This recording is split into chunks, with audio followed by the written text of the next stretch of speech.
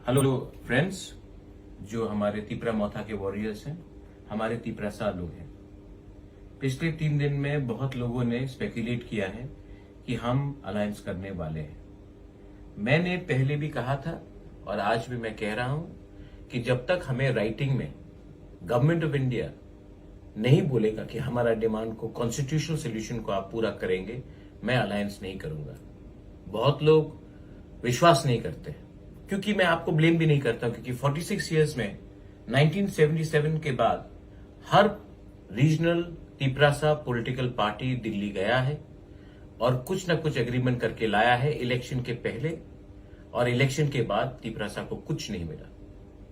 मैंने पहले से कहा था और आज भी कह रहा हूं कि no compromise on our demand. मैं दिल्ली गया, हम लोग सब दिल्ली गए, हमने उनका बात सुना। अगर हम नहीं जाते तो बोलते कि बुलाने के बाद भी नहीं गए, हम गए, अच्छे तरीके से उनका बात सुना और मेरे दिल में एक बात क्लियर है कि उन्होंने राइटिंग में कुछ नहीं दिया है। मैं तिपरा मोथा वॉरियर्स को, अपने पूरे तिपरासा को बोलना चाहता हूं, there will be no alliance in this election.